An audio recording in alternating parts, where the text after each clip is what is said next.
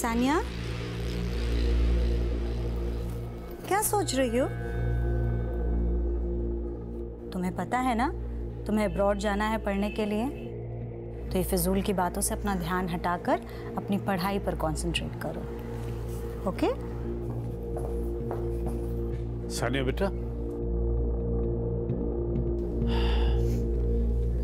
तुम्हारे पापा मुझसे हमेशा कहा करते थे कि तुम पढ़ाई में बहुत अच्छी हो, लेकिन उन्होंने ये कभी नहीं बताया कि तुम अब्रॉड जाके पढ़ना चाहती हो।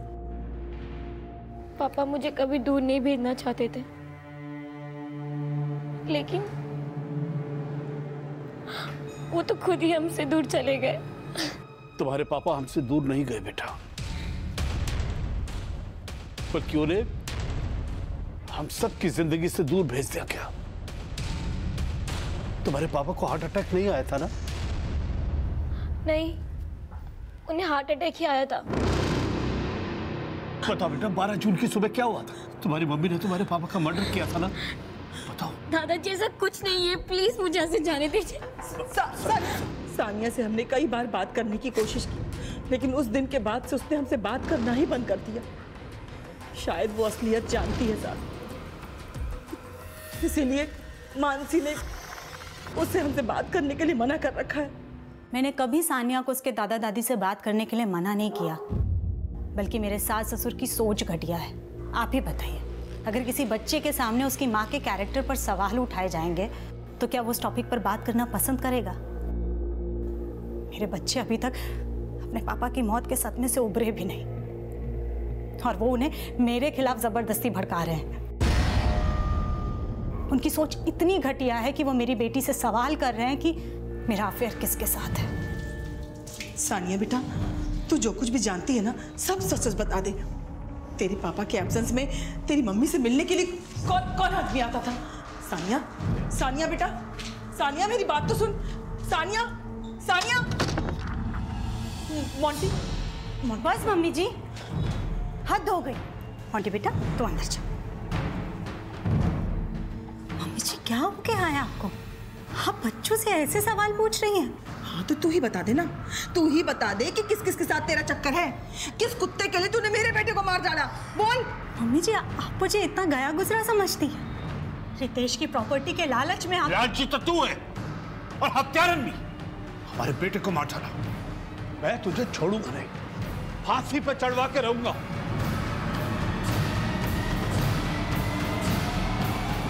उसके बाद वो हमारे नेबर्स और कंपनी एम्प्लॉय से अजीब अजीब तरह के उल्टे उल्टे सवाल कर रहे थे कि मेरा अफेयर किसके साथ है, लेकिन उन्हें कुछ हासिल नहीं हुआ क्योंकि वो झूठ को सच साबित करने की कोशिश कर रहे थे। लेकिन वो केमिस्ट तो अभी भी अपने बयान पे कायम है। उसका कहना है कि आपने उसकी दुकान से स्टेरॉइड्स खरीदने की कोशिश की थी। उसका तो ये भी कहना है कि उस वक्त आपके साथ एक आदमी भी था। वहीं रितेश के पेरेंट्स को शक है कि आपका किसी के साथ अफेयर था। उनको कोई आदमी फॉलो कर रहा है जिसने उन्हें थ्रेट कॉल दी। उनका ये भी मानना है कि आपके लवर ने उनको जान से मारने की कोशिश की क्योंकि वो आपके खिलाफ सबूत इकट्ठा कर रहे थे। ये सब झूठ है, बल्कि सच तो ये है कि कोई मेरा पीछा कर रहा है।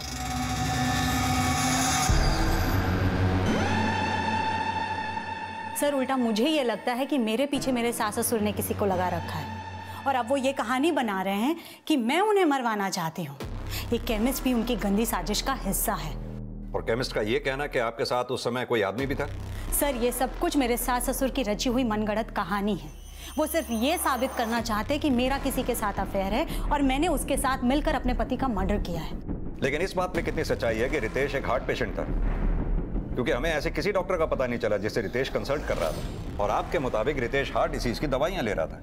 हाँ सर, रितेश हार्ट से रिलेटेड प्रॉब्लम की दवाइयां ले रहे थे, लेकिन ये स्टेरॉइड का रितेश के हार्ट अटैक से क्या कनेक्शन है? और सर मैं तो उस वक्त सो रही थी जब रितेश को हार्ट अटैक आया। रितेश, रितेश, रितेश क्या हो रहा है आपको? रितेश, सानिया, सानिया, सानिया, सानिया जल्दी आ, तेरे पापा को कुछ हो गया। सानिया, रितेश, रितेश, रितेश, रितेश क्या हो रहा है आपको? सानिया जा जा करके रस्तों की अंकल और बड़े अंकल को बुला कर जल्दी जा। सानिया जल्दी फिर मैंने एम्बुलेंस बुलाने के लिए फोन किया। अंकल देखिए। क्या हुआ बेटा? पल्लवी भाई साहब देखिए ना, रितेश को क्या हो गया, कुछ बोल नहीं रहे। जल्दी ले चलिए। रितेश संभाल। रितेश। लेकिन हॉस्पिटल ले जाते ही उन्हें डेथ डिक्लेयर कर दिया गया। क्या वक्त रहा होगा जब रितेश को हार्ट अटैक आया? लगभग 6:30 बजे होंगे और 7:30 बजे तक मैंने लॉस को इन्फॉर्म कर दिया था। वो लोग यहाँ आए, फिर हमने साथ में मिलकर उनका अंतिम संस्कार किया। सर, अगर उन्हें शक था तो उन्होंने तब क्यों कुछ नहीं कहा? अब वो ये सब क्यों कर रहे हैं? आपकी बेटी सान्या कहाँ है? हमें उससे भी बात करनी है। सान्या बेटा, 12 जून की सुबह आपके पापा की डेथ हुई थी और आपकी मम्मी के मुताबिक आपके पापा को हार्ट अटैक आया था। बेटा, हम ये जानना चाहते हैं कि डेथ होने से एक रात पहले आपके पापा की सेहत कैसी थी? वो ठीक थे। इनफैक्ट वो मेरे रूम में भी आए थे। क्या बेटा, तुम अभी तक पढ़ रही हो? मैंने तुमसे कहा है ना, देर रात को नहीं बल्कि सुबह जल्दी उठ के पढ़ना चाहिए, माइंड फास्ट चलता है। लेकिन मुझे पता नहीं था, जैसे अगले दिन मेरी आंखें खुलेगी तो। सानिया, सानिया जल्दी आ, तेरे पापा को कुछ हो गया। सानिया जल्दी आ। रितेश, रितेश क्या हो रहा है आपको? रितेश क्या हो रहा है? रितेश। सानिया, सानिया जा करके रस्तोगी अंकल और बलबीर अंकल को बुला कर जल्दी चल। सानिया जल्दी। मैं बलबीर अंकल और रस्तोगी अंकल को लेकर आई। बेटा, जब आप बलबीर अंकल और रस्तोगी अंकल को घर लेकर आए तब आपने क्या देखा? मुझे कुछ याद नहीं है। मुझे कुछ याद नहीं है सर। सानिया ने जैसे ही बोला कि रितेश को हार्ट अटैक आया, और सर जब हम वहाँ गए, मानसी तब तक एम्बुलेंस बुला चुकी थी। अच्छा, जब आप दोनों घर में गए तो रितेश की हालत कैसी थी? मतलब ऐसा कुछ देखा कि रितेश दर्द से तड़प रहा हो? अंकल देखिए। क्या हुआ बेटा? बलबीर भाई साहब देखिए ना, रितेश को क्या हो गया, कुछ बोल नहीं रहे। शायद हार्ट अटैक आया इन्हें। रितेश। सर शायद एम्बुलेंस आने से पहले ही रितेश मर चुका था। उसकी बॉडी में सर कोई मूवमेंट नहीं था।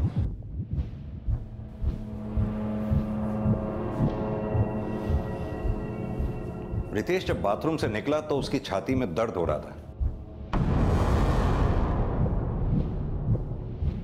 दर्द से लड़खड़ाते हुए वो यहां पहुंचा और खुद को संभालते हुए उसके हाथ से ये लैंप गिरा और आप लैंप गिरने की आवाज से उठी। Yes sir. आपके बेटे का कमरा कौन सा है? सर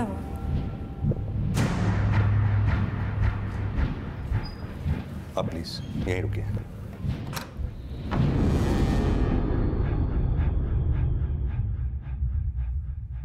मोंटी बेटा, गेम खेल रहे हो? ये कौन सा गेम खेल रहे हो बेटा? आपको पता है यही गेम मेरे बेटे को भी बहुत पसंद है। आपको अगर बुरा ना लगे तो मैं ये गेम अपने फोन में ट्रांसफर कर लूं? थैंक यू बेटा। इसमें तो बहुत अच्छी पिक्चर्स हैं आपकी। और ये क्या, आप अपने पापा के साथ रेसलिंग करते थे? Yes uncle. सर, रितेश के पोस्टमार्टम रिपोर्ट के एब्सेंस में यह साबित करना वाकई बहुत मुश्किल है कि उसकी मौत नेचुरल हुई थी या फिर उसका मर्डर हुआ था। जिस थ्रेट कॉल की बात रितेश के फादर कर रहे थे वो उन्हीं के फोन से उनकी वाइफ के नंबर पे किया गया था। अब उन्हें थ्रेट कॉल मिली भी थी या नहीं, इस बात का कोई प्रूफ नहीं है हमारे पास। और ना ही सर इस बात का कोई प्रूफ है हमारे पास कि रितेश के फादर की गाड़ी को चुराने की कोई कोशिश भी की गई थी। यही गाड़ी है ना आपकी? ये सब हकीकत है या कहानियां? हमें इन सभी एंगल्स को अच्छे से इन्वेस्टिगेट करना है। अजीत, तो मानसी और उसके सास ससुर के कॉल डिटेल्स और सारी एक्टिविटीज चेक करो। पता करो क्या रितेश को वाकई हार्ट प्रॉब्लम थी। विक्रम, तो मानसी के ऑफिस जाकर सबसे अच्छी तरह से पूछताछ करो।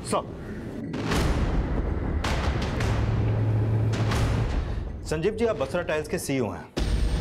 कितना टाइम हो गया आपको बसरा टाइल्स के साथ काम करते हुए? करीबन 7 साल सर। इतने टाइम से आप बसरा के साथ काम कर रहे हैं, क्या आप बता सकते हैं कि रितेश बसरा की किसी से कोई दुश्मनी, बिजनेस राइवलरी या फिर किसी के साथ कोई पर्सनल इश्यू? नहीं सर, जहाँ तक मेरा नॉलेज है ऐसा तो कुछ भी नहीं था। अच्छा ये बताइए कि रितेश बसरा के अपनी वाइफ मानसी के साथ किस तरीके के डिफरेंसेस थे? बिजनेस को लेकर उनका विजन एक जैसा ही था।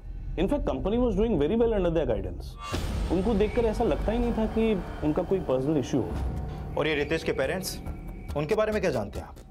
ज़्यादा तो कुछ नहीं, लेकिन हाँ कुछ टाइम पहले रितेश जी के फादर यहाँ आके हमारे स्टाफ और मुझसे कुछ अजीब से सवाल पूछ रहे थे। सबको पूछ रहे थे कि मानसी बसरा का किससे अफेयर है। सर वो काफ़ी अनाप शनाप बोल रहे थे। मुझे लगा था कि शायद उन्हें कोई मेंटल प्रॉब्लम है। लेकिन हमने सुना कि रितेश को हार्ट प्रॉब्लम था, क्या ये सच है? नहीं सर, रितेश जी को कोई हार्ट प्रॉब्लम नहीं थी। अगर ऐसा कुछ होता तो वो मुझे ज़रूर बताते। अगर उसे कोई हार्ट प्रॉब्लम नहीं थी तो फिर उसे हार्ट अटैक आया क्यों? सर ये बताना तो थोड़ा मुश्किल है सर। आज के दौर में किसी को भी अचानक से कोई भी प्रॉब्लम हो जाती है। और वैसे भी रितेश जी को काफ़ी काम का लोड था, काफ़ी स्ट्रेस लेते थे वो। तो आपको क्या लगता है इसी प्रेशर की वजह से रितेश को हार्ट अटैक आया था? हार्ट अटैक तो अब तुझे आएगा जब जेल में पुलिस वाले तेरे गाल लाल करेंगे। पापा जी, आप ये सब जो कुछ कर रहे हैं इससे आपको कुछ हासिल नहीं होने वाला। क्यों आप अपने मरे हुए बेटे की मौत का तमाशा बना रहे हैं? यार घुमाए तू और तमाशा हम बना रहे हैं। हाँ इनफ मम्मी जी, ज्यादा इनफ उनफ ना कर। अरे बड़ी आई मिस दिल्ली, मैं तुझे मिस जहन्नम बना दूंगी। मेरे बेटे को खा गई उल्टा कहीं की। हद।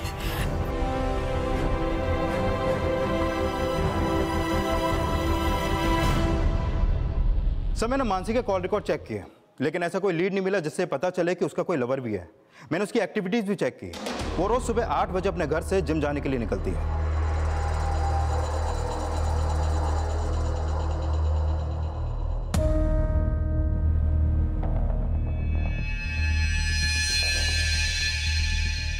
सर मेरी मानसी के जिम ट्रेनर से भी बात हुई। सर वो सुबह 8 बजे के करीब आती थी और 1-1.5 घंटे में वर्कआउट करके निकल जाती थी। वो जिम करने के बाद करीब 10 बजे अपने घर पहुंचती है और करीब 11 बजे वो अपने घर से ऑफिस के लिए निकलती है और रात 10 से 11 बजे तक वो ऑफिस से अपने घर पहुंचती है। मैंने उन सभी के कॉल रिकॉर्ड चेक किए जिनसे वो मिलती थी, लेकिन सर ऐसी कुछ भी बात नहीं निकली जिससे पता चले कि उसका कहीं पर कोई अफेयर चल रहा है। कहते हैं कि किसी किताब के सिर्फ कवर को देखकर पूरी किताब को जज करना सही नहीं होता है, लेकिन पुलिस लगातार मानसी बसरा की जिंदगी से जुड़े कई पन्ने पलट पलट कर देख रही थी, लेकिन अभी तक उन्हें वो पन्ना नहीं मिला था जिसके आधार पर रितेश के माता पिता ने मानसी के चरित्रहीन होने की कहानी पुलिस को सुनाई थी। सर मैंने रितेश के फादर कैलाश के कॉल रिकॉर्ड चेक किए। सर इस रिकॉर्ड में एक नंबर ऐसा मिला है जिससे उनकी लगातार बातें होती रहती हैं। किसका नंबर है वो? सर ये नंबर प्राइवेट डिटेक्टिव कौशल सांगवान का है। Private detective? हाँ सर।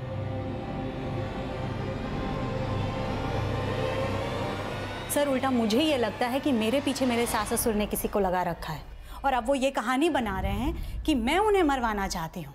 रितेश बसरा के पेरेंट्स को कौन फॉलो करता था इसका तो कोई लीड नहीं मिला, लेकिन हाँ हो सकता है मानसी बसरा को फॉलो करने वाला ये प्राइवेट डिटेक्टिव कौशल सांगवान ही हो।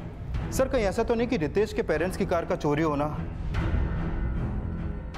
उन्हें थ्रेट कॉल आना, ये सब रितेश के पेरेंट्स और इस प्राइवेट डिटेक्टिव कौशल सांगवान का ही कोई सेटअप प्लान हो? विक्रम इस कौशल सांगवान को थाने बुलाओ। Okay sir.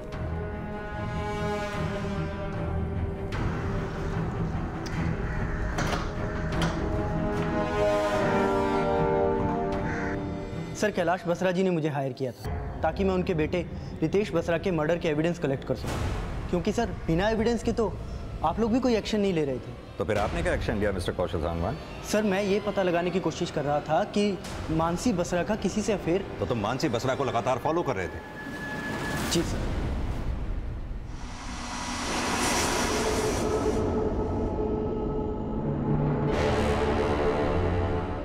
तो क्या लगता है मानसी बसरा का किसके साथ अफेयर है? सर इस बात का मुझे कोई स्ट्रॉन्ग प्रूफ नहीं मिला।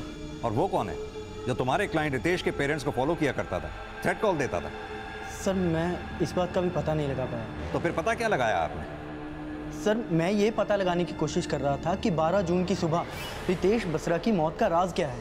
सर मैंने 11 जून की रात से लेकर 12 जून की सुबह तक उसके घर के आसपास होने वाली हर एक्टिविटी को चेक किया। सर कल्याण नगर में एक लड़का है जो रोज सुबह 5:30 बजे अखबार डालने आता है।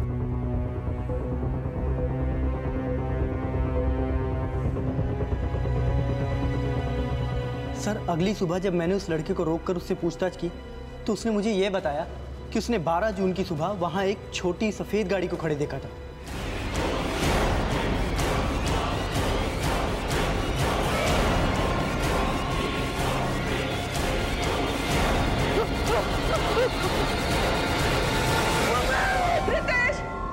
तो इस सफेद गाड़ी का वहम आपने डाला था रितेश की मां के मन में, जिसके बाद से उन्हें रोज सपना आता है कि उनके बेटे रितेश का मर्डर हुआ था। सपना? सर इस बारे में मैं कुछ नहीं जानता। लेकिन रितेश के पेरेंट्स ने खुद हमें इस सपने के बारे में बताया था। सर ये मां के अंदर की आवाज है सर, कोई भ्रम नहीं है। हमारे बेटे रितेश का सचमुच में मर्डर हुआ है सर। लेकिन ये मर्डर सपने में हुआ या हकीकत में? हकीकत क्या है ये आप पता लगाइए, लेकिन हमें पक्का यकीन है कि हमारे रितेश को उस मानसी नहीं मारा है। तो आपको भी यही लगता है कि रितेश बसरा का मर्डर उसकी वाइफ मानसी बसरा ने किया था? देखिए सर, मैंने जितना पता लगाया था मैंने आप लोगों को बता दिया है। बाकी का सच आप लोग खुद पता लगा सकते हैं। ठीक है, जा सकते हैं आप, लेकिन जाने से पहले उस लड़के का कॉन्टैक्ट नंबर हमें दीजिए जिसने आपको उस सफेद रंग की गाड़ी के बारे में बताया था। जी सर। विक्रम। साहब मैं झूठ नहीं बोल रहा, माता रानी कसम साहब, 12 जून की सुबह करीब 5:30 बजे मैंने साहब उधर एक सफेद कलर की छोटी गाड़ी देखी साहब। याददाश्त बड़ी तेज है तेरी, डेट और टाइम सब याद है। कहीं ऐसा तो नहीं तेरी इस याद को ताज़ा रखने के लिए उस डिटेक्टिव कौशल सांगवान ने तुझे बादाम खिलाए? नहीं साहब ऐसी बात नहीं है। वो क्या है ना साहब, यहाँ पे कभी कोई गाड़ी खड़ी नहीं रहती थी। उस दिन साहब यहाँ पे एक गाड़ी खड़ी देखी तो याद रह गया साहब। उस गाड़ी का नंबर तो याद होगा? नहीं साहब नंबर तो याद नहीं है, पर सफ़ेद कलर की छोटी गाड़ी थी साहब, वो याद है। उस गाड़ी में कोई बैठा हुआ था? नहीं साहब, गाड़ी साहब बहुत दूर थी साहब, इसलिए कुछ दिखा नहीं साहब। यानी कि तुझे जितना बताने को कहा गया उतना ही तुझे याद है। अजीत सर, इसकी बाकी की सारी डिटेल्स ले लो। सर। विक्रम, अगर इस अखबार वाले की बात को सच मान लिया जाए तो क्या वाकई 12 जून की सुबह कोई सफेद रंग की गाड़ी आई थी जिसमें से निकल के कोई रितेश के घर गया होगा? सर मानसी ने बोला था कि उसकी आंख तब खुली जब रितेश को हार्ट अटैक आया था। ऐसे भी तो हो सकता है कि किलर मानसी का लवर नहीं कोई और है जो सफेद गाड़ी से रितेश के घर पर आया और किसी और मोटिव से रितेश का मर्डर किया। लेकिन मानसी ने तो कहा था कि रितेश की मौत हार्ट अटैक की वजह से हुई थी। विक्रम, कहीं ऐसा तो नहीं कि रितेश को स्टेरॉइड्स की ओवरडोज देके हार्ट अटैक दिलवाया गया हो? उस केमिस्ट ने भी तो कहा था कि मानसी उसकी दुकान पे किसी आदमी के साथ स्टेरॉइड्स खरीदने के लिए आई थी। लेकिन सर उस शॉप वाले ने स्टेरॉइड दिया नहीं था और मानसी ने माना नहीं है कि वो उस शॉप पर गई थी।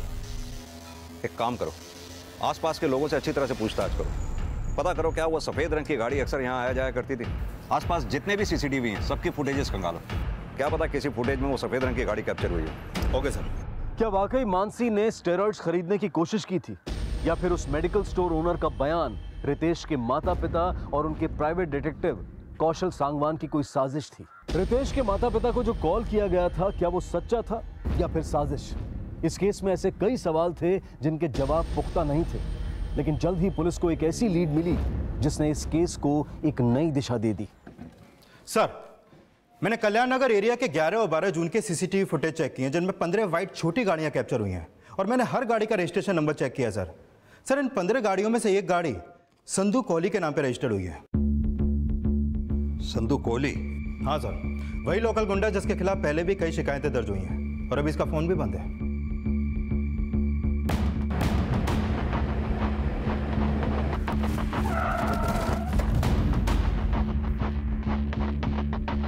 सर यही घर है। अजीत सर, ताला तोड़ो, पूरे घर की अच्छी तरह से तलाशी लो।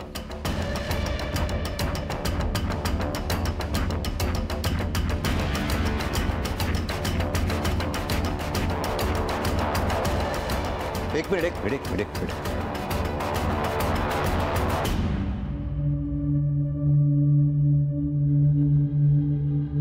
विक्रम, ये तो वही कड़ा है जो रितेश की कलाई में था। और देखो,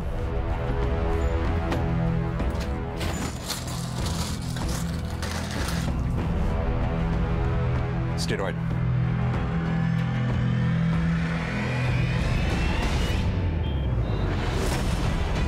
नहीं सर, हम इस आदमी को नहीं जानते। लेकिन इसके घर से ये स्टेरॉइड्स मिला है जिस पर आपके हॉस्पिटल का लेबल। यस सर, ये हमारे हॉस्पिटल का है, मैं चेक करता हूँ। सर ये है विक्रम सोढ़ी जो सोनीपत मेडिकल हॉस्पिटल में एज ए कंपाउंडर काम करता है। सर मैंने इसके और संधू दोनों के कॉल रिकॉर्ड चेक किए, दोनों में अक्सर काफ़ी बातें होती थी और 12 जून की सुबह इन दोनों के फ़ोन की लोकेशन रितेश के घर के पास की ही थी। यानी कि इस विक्रम सोढ़ी का कनेक्शन रितेश की मौत से हो सकता है। और सर इन दोनों का फ़ोन कल पानीपत में बंद हुआ था और पता चला है कि पानीपत में बसरा टाइल्स एंड मार्बल्स का गोदाम भी है। ये विक्की क्यों नहीं आया अभी तक? समझ में नहीं आ रहा है। और ये विक्की ने हमें यहाँ छुपने के लिए क्यों कहा है?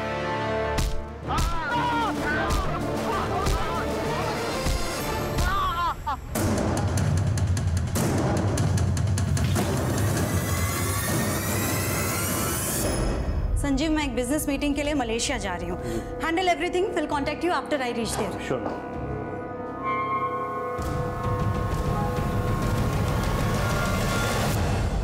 हाँ तो मानसी जी, तुम्हारे जिम ट्रेनर से ही मिलके आ रहा हूं मैं। मानसी जी, अब सारी कहानी मैं ही सुनाऊंगा या तुम भी कुछ बोलोगी?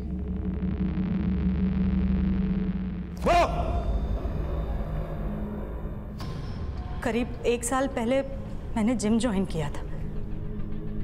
विक्की वॉज माई ट्रेनर और मैं उसके करीब आ गई थी। लेकिन रितेश को हमारे रिलेशन के बारे में पता चल गया था। रितेश ने मुझे डिवोर्स देने की धमकी दी और कहा कि घर और बिजनेस में से मुझे कुछ हिस्सा नहीं मिलेगा। संधू ने बताया कि अगर स्टेरॉइड ज़्यादा क्वांटिटी में दिया जाए तो किसी को भी हार्ट अटैक हो सकता है। उस दिन मैं विक्की के ही साथ उस केमिस्ट के यहाँ स्टेरॉइड लेने गई थी, लेकिन उस केमिस्ट ने स्टेरॉइड दिया नहीं। फिर संधू ने बताया कि उसका एक दोस्त हॉस्पिटल में काम करता है, वो स्टेरॉइड अरेंज कर देगा। और फिर 12 जून की सुबह 5 बजे विक्की, संधू और उसका दोस्त विक्रम घर पर आए थे। विक्रम ने रितेश की बॉडी में स्टेरॉइड इंजेक्ट करने की कोशिश की, लेकिन रितेश जग गया और हाथापाई में सिरिंज टूट गई। तुम्हारे सास ससुर का पीछा कौन कर रहा था? उन्हें जान से मारने की धमकी किसने दी थी? जब मुझे पता चला कि वो मेरे खिलाफ सबूत इकट्ठा कर रहे हैं तो विक्की ने संधू को उन्हें थ्रेट देने को कहा था, लेकिन मैं उन्हें मारना नहीं चाहती थी। लेकिन तुमने विक्की को बोला कि विक्रम और संधू को मार दे, इसलिए उसने जान से मारने की उन्हें कोशिश की ताकि तुम दोनों की असलियत कभी बाहर ना आ सके, राइट? तुम लोगों ने रितेश को मारा, यह बात तुम्हारी बेटी सानिया जानती थी?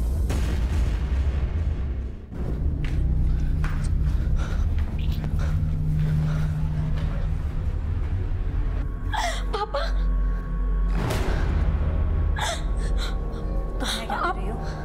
आपने मेरे पापा को मार दिया ना, मैं आपको जेल भेजूंगी। तुम मुझे जेल भिजवाओगी तो तुम्हारा अब्रॉड जाने का सपना कैसे पूरा होगा? खबरदार, अगर कभी भी किसी के भी आगे ये बात बताई तो। और अब जा करके बलबीर अंकल और रस्तोगी अंकल को बुलाओ और हाँ, उनसे कहना कि पापा को कुछ हुआ है, ठीक है? जाओ, जल्दी जाओ।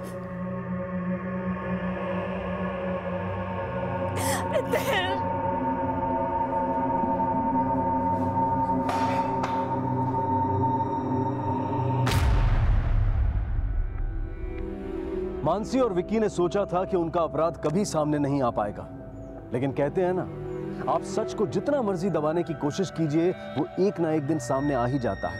इसी विचार के साथ अब मैं अनूप सोनी आपसे विदा लेता हूं। फिर मुलाकात होगी अगले एपिसोड में एक और चौंका देने वाले केस के साथ। तब तक अपना और अपने परिवार का ख्याल रखें और देखते रहें क्राइम पेट्रोल सिटी क्राइम्स। सबक एक को, सीख हम सबको। जय हिंद। नमस्कार, आदाब। क्राइम पेट्रोल सिटी क्राइम्स अध्याय के आज के एपिसोड में आप सबका स्वागत है। हरियाणा का सोनीपत शहर गुड़गांव और नोएडा के बाद दिल्ली एनसीआर का तेजी से डेवलप होता शहर है, जहां दिल्ली जैसी सारी सुख सुविधाएं होंगी। लेकिन पिछले कई दशकों में सोनीपत कई अपराधों के लिए सुर्खियों में रहा है, चाहे वो सुरंग खोदकर बैंक लूटने का चौंका देने वाला अपराध हो या फिर जाति के नाम पर मोहल्ले के मोहल्ले जला देने वाली सांप्रदायिक घटना, जिसने पूरे मीडिया में हड़कंप मचा दिया था। लेकिन आज का ये केस सोनीपत के एक ऐसे केस से जुड़ा है जो शुरू बहुत नाटकीय अंदाज में हुआ और देखते ही देखते कई चौंका देने वाले रहस्य खड़े करने लगा।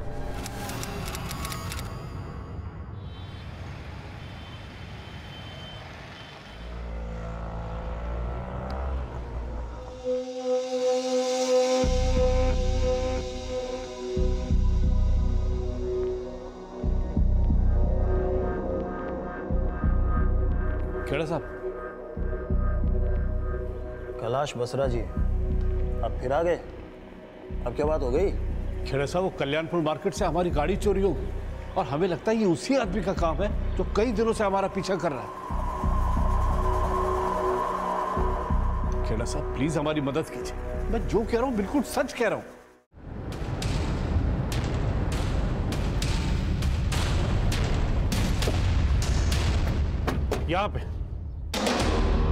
यहां पे हमने गाड़ी खरीदी और यहाँ पास भी गए, आके देखा तो गाड़ी गायब। अरे क्या हो रहा है हमारे साथ? सब जगह देख लिया। अच्छा बसरा जी, हाँ आपकी गाड़ी गोल्डन कलर की है ना? हाँ। HR XX107M जी, हो रही है आपकी गाड़ी।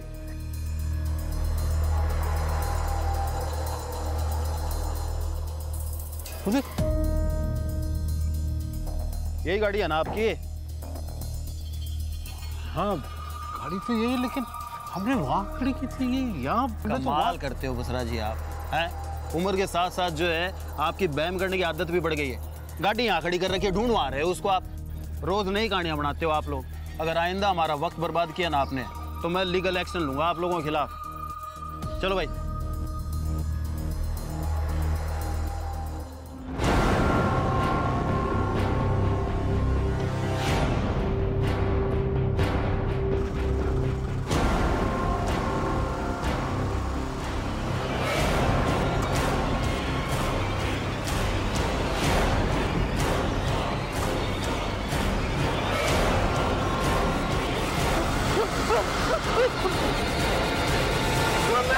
रितेश!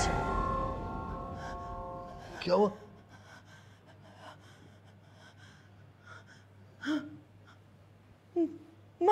मार डाला मेरे बच्चे को। कैलाश जी, मार डाला कैलाश जी।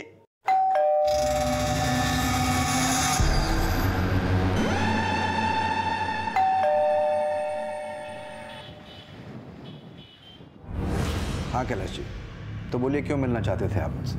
मेरे बेटे रितेश का मर्डर हुआ है। मेरी वाइफ ने खुद सपने में देखा है। सपने में? हाँ साहब, मुझे रोज सपना आता है और सपने में मेरा बेटा भागता रहता है और मुझे आवाज देता है, कहता है मम्मी मुझे बचा लो, वो मुझे मार डालेगी मम्मी। साहब, मेरे बेटे रितेश को उसकी पत्नी मानसी नहीं मारा है साहब। एसपी साहब, हम उसे फांसी पे चढ़वाना चाहते हैं। कैलाश जी, आपकी बीवी के सपने और आपके लगने से कोई आरोपी साबित नहीं हो जाते। लेकिन सच यही है साहब कि मानसी एक बहुत ही चालाक औरत है। 12 जून की सुबह उसने फोन किया।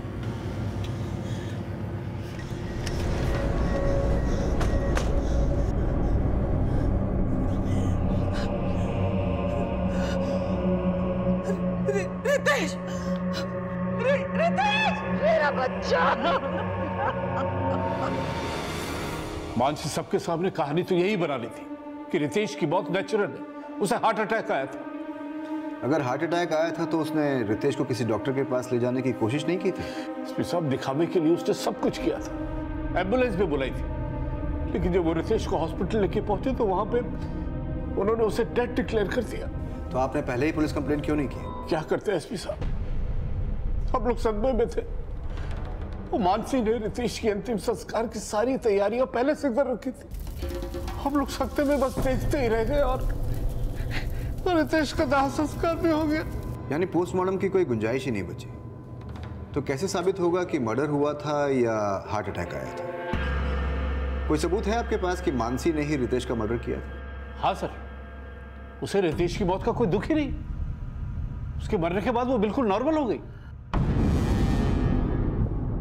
और रितेश का मर्डर करके मानसी का मकसद उसका बिजनेस और उसकी प्रॉपर्टी पे कब्जा करना था।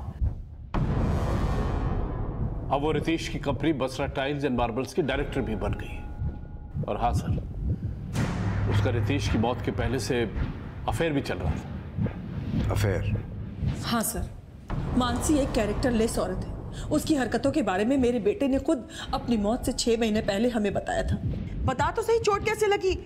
उस औरत ने मुझे इतना बड़ा धोखा दिया है जिसे बताने में मुझे शर्म महसूस हो रही है। धोखा दिया?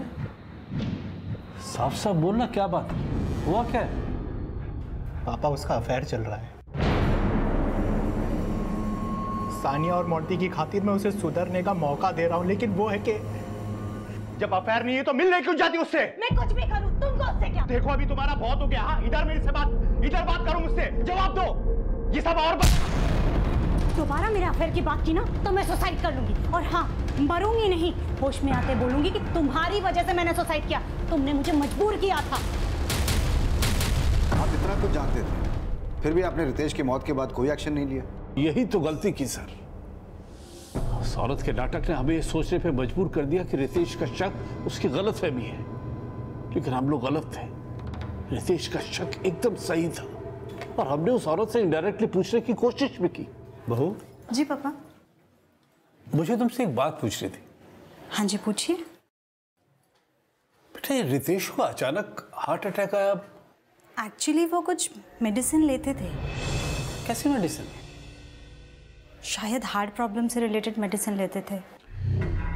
हम लोग सोनीपत के हर क्लिनिक में गए, लेकिन कहीं से पता नहीं चला कि रितेश किसी डॉक्टर से कंसल्ट कर रहा है। और 2 महीने पहले हम लोग सोनीपत पुलिस स्टेशन में भी गए।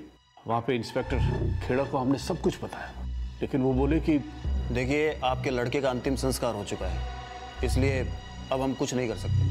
लेकिन हमने हार नहीं मानी एसपी साहब। मानसी के खिलाफ सबूत और गवाह इकट्ठे करने के लिए हम सोनीपत के हर मेडिकल स्टोर में गए, ये पता लगाने कि रितेश उनसे हार्ट की बीमारी की कोई दवाई लेता था क्या। तभी हमें लगा कि कोई हमारा पीछा कर रहा है।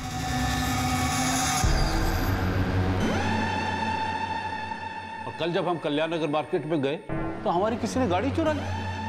और जब हम बाद में इंस्पेक्टर खेड़ा को लेकर वहां पहुंचे तो हमारी गाड़ी कुछ दूर पर खड़ी हुई मिली।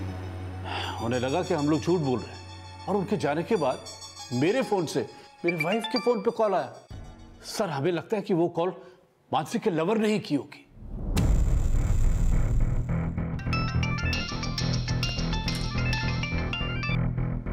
हेलो, मानसी बसरा बोल रही हैं? हाँ जी बोल रही हूँ। आप कौन? एसपी धर्म यादव, आपसे मिलना है।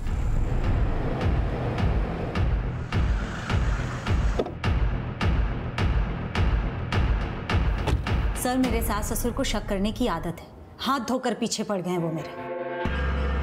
तंग आ गई हूं मैं ये रोज रोज के ड्रामे से। सर आप एक काम कीजिए, मुझे अरेस्ट कीजिए और जेल में डाल दीजिए। देखिए, अगर हमें ऐसा करना होता तो हम आपको बोलने का मौका ही नहीं देते। रितेश को दिल की बीमारी थी या उसका हार्ट अटैक एक प्लान्ड मर्डर था? ऐसा कुछ नहीं था सर।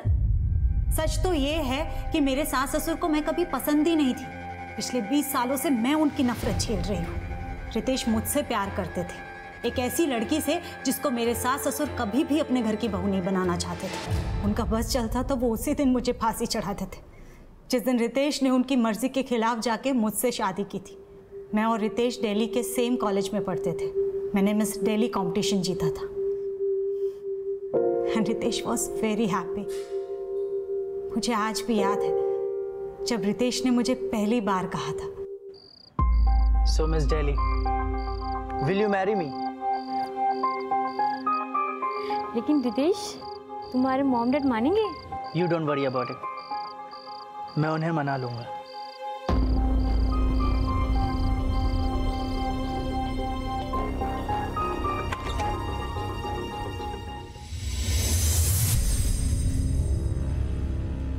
बेटे की जिद के आगे वो झुक तो गए, लेकिन कभी वो मुझे दिल से अपना ही नहीं पाए। मेरी कास्ट अलग थी, मेरा ब्यूटी क्वीन होना उन्हें बिल्कुल पसंद नहीं था। वो कभी मेरे पहनावे को लेके टोकते तो कभी मेरी सोच को। मैंने अपने सपने, अपने एम्बिशंस को भी छोड़ दिया था उनकी खुशी के लिए, लेकिन फिर भी वो मुझे दिल से अपना नहीं पाए। यहाँ तक कि मुझे और रितेश को अलग करने के लिए उन्होंने हमारे बीच मिसअंडरस्टैंडिंग क्रिएट करने की कोशिश की, लेकिन रितेश ने हमेशा मुझे सपोर्ट किया। और शादी के कुछ टाइम बाद ही उन्होंने मुझे अपने टाइल्स बिजनेस में भी इन्वॉल्व कर लिया। हम दोनों ने मिलकर हमारा बिजनेस खड़ा किया। जल्द ही मार्केट में हमारी कंपनी की अच्छी गुडविल बन गई। मैं Basra tiles and marbles company की बोर्ड मेंबर बन गई थी। ये बात भी मेरे सास ससुर को पसंद नहीं आई और एक दिन वो हमसे नाराज होकर घर छोड़कर गन्नौर जाके रहने लगे।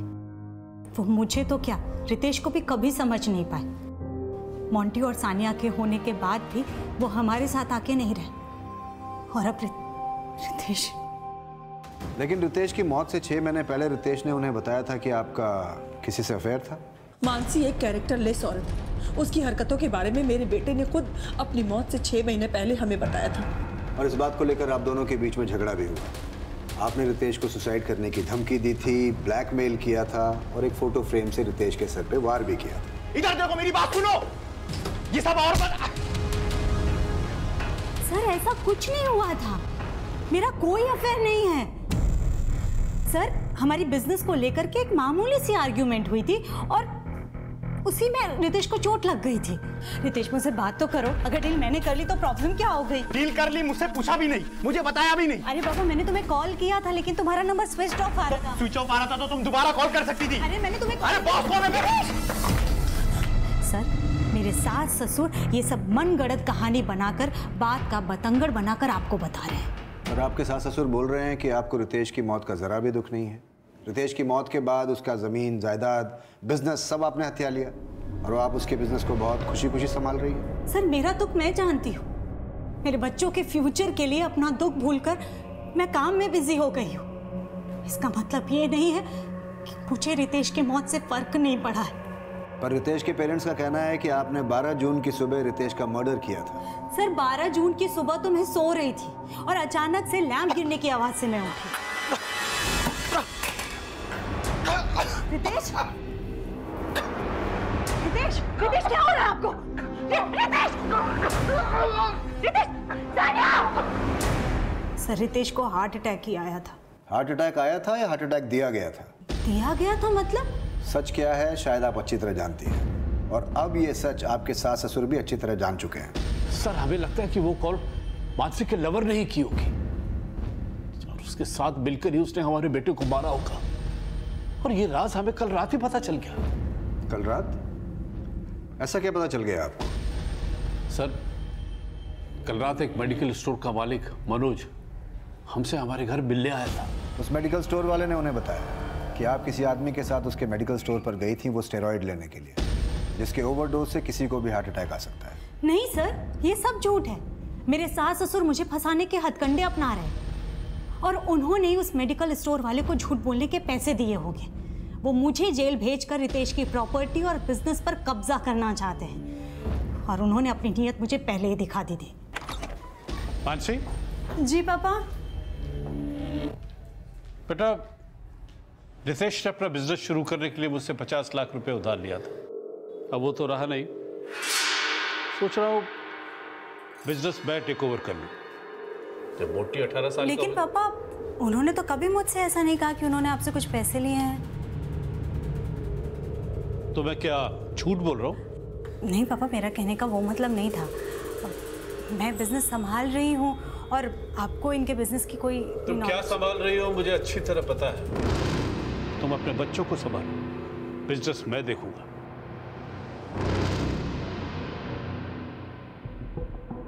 सर वो मुझे बिजनेस से दूर करके 4 दीवारी में बंद करके रखना चाहते थे, लेकिन जब मैंने ऑब्जेक्शन किया तो उनका ईगो हर्ट हो गया। वो ये सब बेबुनियादी आरोप लगा रहे हैं मुझे। सर रितेश की मौत के बाद मैंने ही उन्हें रिक्वेस्ट किया था कि वो हमारे साथ रहे। मुझे लगा रितेश के जीते जी मैं जॉइंट फैमिली की खुशी नहीं दे सकी हूँ मेरे सास ससुर को, तो उनकी मौत के बाद। लेकिन उन्हें यह भी अच्छा नहीं लगा। और सर रितेश की मौत को 4 महीने हो गए। उसकी मौत के 2 महीने बाद तक वो हमारे साथ रहे, लेकिन अब जाकर के उनको लग रहा है कि मैंने रितेश का मर्डर किया। सर वो पिछली बातों का बदला ले रहे हैं मुझसे। जो कुछ भी वो रितेश के जीते जी नहीं कर पाए वो सब वो अब करना चाहते हैं। अब वो मुझे सिर्फ टॉर्चर करना चाहते हैं और कुछ नहीं।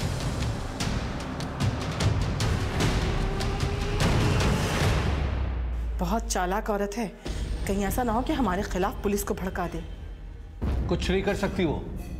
रितेश के बच्चे, रितेश का घर और उसका बिजनेस हमारा होगा।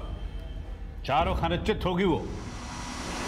रितेश की मौत हुए कई महीने बीत चुके थे, बॉडी का अंतिम संस्कार हो चुका था और पोस्टमार्टम की कोई गुंजाइश नहीं थी। उनका कहना था कि रितेश की मौत को हार्ट अटैक बताने वाली उसकी बीवी मानसी बसरा ने ही रितेश की हत्या की थी।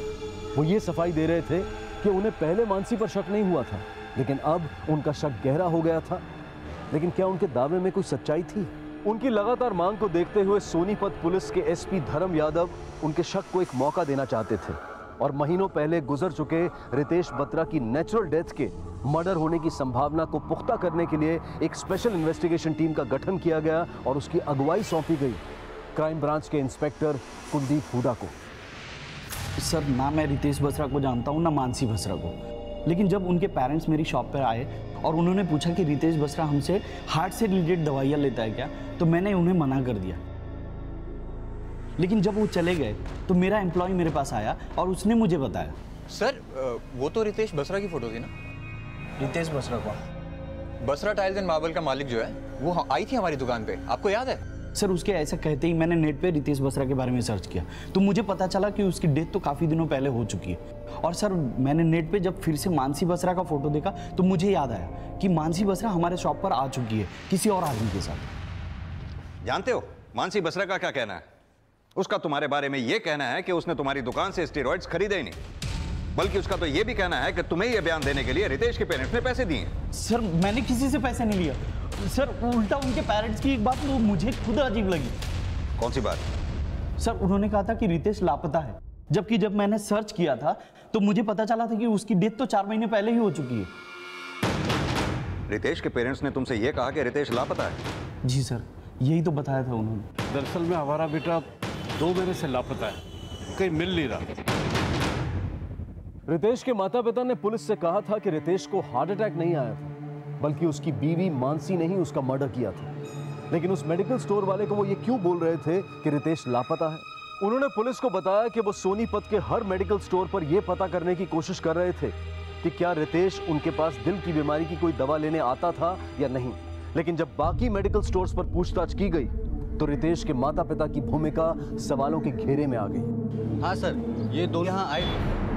ये हमारा बेटा है रितेश, इसे दिल की बीमारी है। इसने कभी कोई दवाई खरीदी आपसे? नहीं अंकल, लेकिन आप ये सब क्यों पूछ रहे हैं? दरअसल में हमारा बेटा 2 महीने से लापता है, कहीं मिल नहीं रहा। उन्होंने तुमसे ये बोला उनका बेटा रितेश मिल नहीं रहा है, या ये बोला था कि उसके बेटे की हत्या हो गई है? हत्या नहीं सर, ऐसा तो उन्होंने कुछ नहीं कहा। सर कैलाश बसरा और पम्मी बसरा के कई झूठ हमारे सामने आए। कभी कहते थे गाड़ी चोरी हो गई है, कभी कहते थे मोबाइल चोरी हो गया। वो लोग आपके पास सबसे पहले कब आए थे? सर ये कोई 2 महीने पहले आए थे वो, और वो ये कह रहे थे कि उनके लड़के रितेश का खून जो है वो उनकी बहू मानसी बसरा ने किया है। तो आपने क्या एक्शन लिया? सर एक्शन लेने का तो कोई सवाल ही नहीं उठता, क्योंकि जब वो यहाँ आए थे उससे 4 महीने पहले तो लाश का दाह संस्कार हो गया था, तो सबूत तो कोई बचा ही नहीं था, तो फिर एक्शन कैसे लेते? और सर एक दिन यहाँ आके कहने लगे कि उनकी बहू मानसी अपने लवर से उन्हें मरवाना चाहती है। लेकिन जब हमने मानसी का बैकग्राउंड चेक किया तो हमने पाया कि उसका तो कोई अफेयर था ही नहीं। क्या सर, आप भी इंस्पेक्टर खेड़ा की तरह हमें झूठा बोल रहे हैं? लगता है आप भी मानसी की बातों में आ गए। मानसी तो क्या, हम आपकी बात का भी तब तक विश्वास नहीं करेंगे जब तक कोई सबूत हाथ नहीं लग जाता।